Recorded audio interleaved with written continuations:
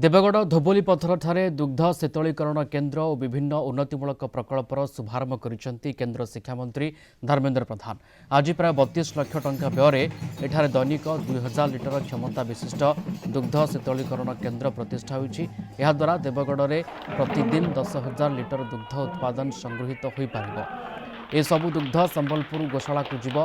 राज्य सरकार आगामी दिन में गोशाला ओमफेड प्लांटर संप्रसारण सहित से प्लांट्रु पाउडर क्षीर दही चॉकलेट पनीर समेत क्षीरु विभिन्न खाद्य सामग्री प्रस्तुत करिवार योजना रखिछन्ति।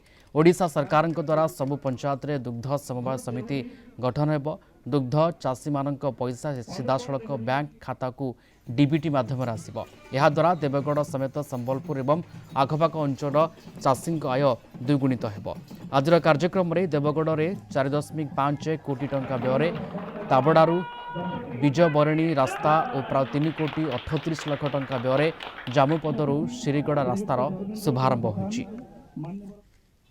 देवगढ़ जिले में या मिसेले 10,000 लिटर प्रतिदिन दुग्ध धारणर क्षमता तैयारी होगला।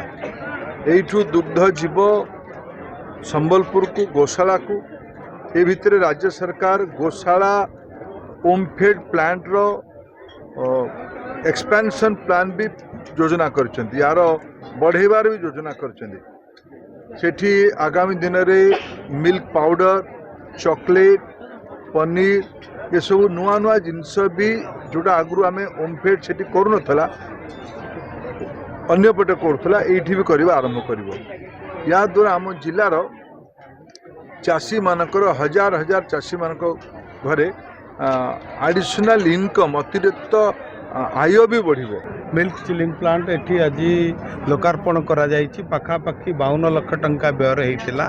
जे आमर जो लक्ष्य आम सरकार लक्ष्य देवगढ़ जिला सहित ओडिशार विभिन्न अंचल रे विभिन्न ब्लॉक रे एइभली अनेक चिलिंग प्लांट क्षीरधारा केन्द्र मध्य करा जिवो। मुख्य उद्देश्य होछि चाषी माननकु सशक्त करिबा स्वावलंबी करिबा एवं अर्थनैतिक विकास दिगरे मध्य ओमफेड सहयोग करिवो।